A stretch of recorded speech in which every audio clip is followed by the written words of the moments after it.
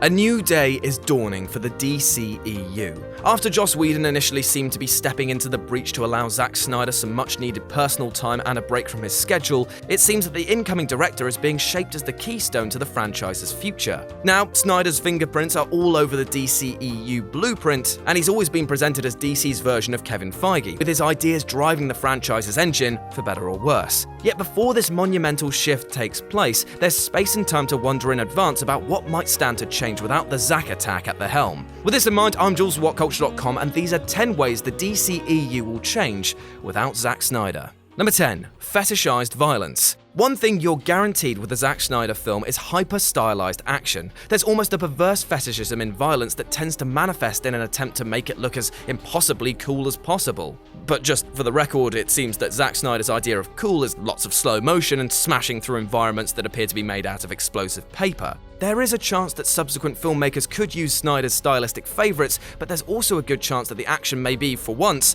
shown at a near regular pace. Number 9. Less clever, complex Easter eggs. For all of the accusations that Snyder doesn't know comic book movies, he certainly knows comic books, or at least how to put references to them in his films in such a way that it takes months after release for fans to truly appreciate the level of depth and detail that he's added. Both Man of Steel and Batman vs Superman are peppered with those embedded references, not just to the comics but to his own films. And while it's foolish to suggest that Easter eggs are a key filmmaking element, they do offer a lot to fans. There will no doubt still be Easter eggs in the DCEU films, but Wonder Woman proved to have a lot less than Snyder typically shoehorns in.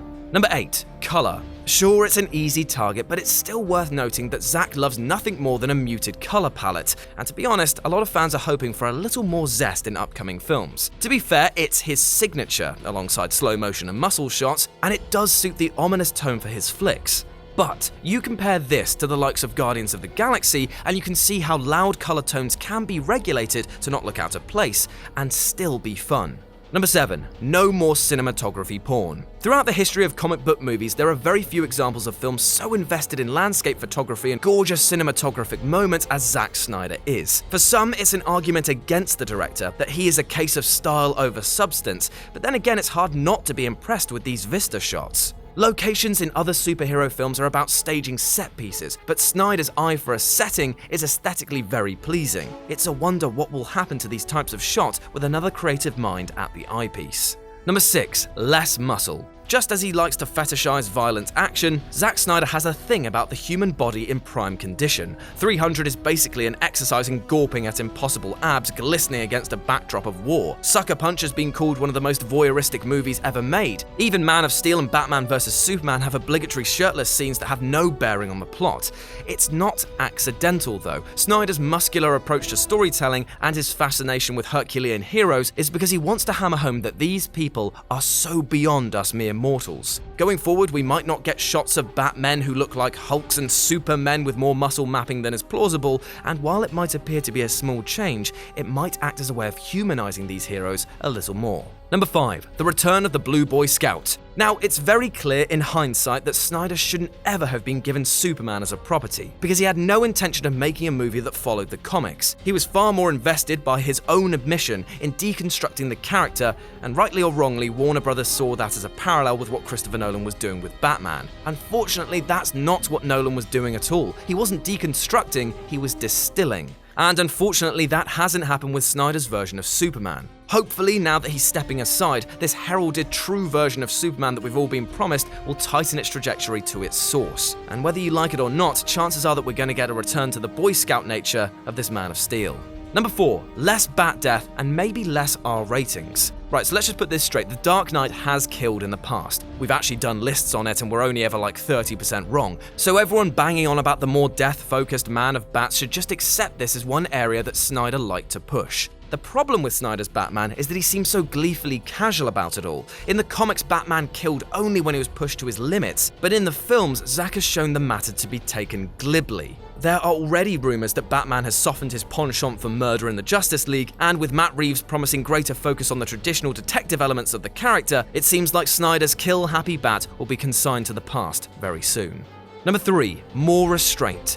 Snyder's most vocal fans will, rightly, point out that his ultimate cut of Batman vs Superman is not only the superior cut, but it's also a more pure expression of Snyder's vision. The extended runtime allowed him to tell every aspect that he wanted to tell, and given that, it's no surprise that the studio-sanctioned edits made this cinematic cut look like it had been, well, to put it bluntly, butchered. But there are two problems here. One, that the story wasn't in its proper form in the cinema, and two, that Snyder has a problem condensing what needed to be told and making that into a workable narrative. If you need 3 hours to tell your story when you've only got 2, then you need to look to change the tale. In other hands, going forward, we'll definitely see more restraint and, as a result, better final edits. I present Wonder Woman as a clear example of this. Number 2. Conventional superhero storytelling. The one thing you can always say about Snyder is that his stories are never straightforward. There's always killing and nearly always sex. It stems from the fact that he directly stated that regular comic book tales without sex and violence just didn't do it for him. His movies are fantastic at visceral insights into characters, but he didn't have plans for the long term, as he was too busy killing off characters for the desired impact. Therefore, with his departure, it's likely that future stories will be more conventional in their approach and less like a Whitesnake music video.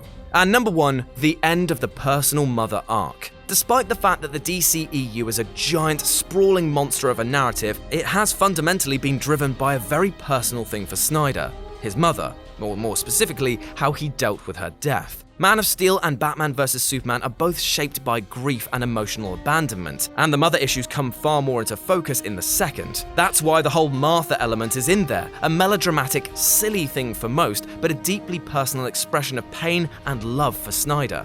In short, without Snyder, this personal element will disappear, and so too should the trauma that hangs around with it. And while it was an intriguing expression of his own creativity and the state of his mind as a creator, it might not be so bad to have a shared universe free from personal shackles.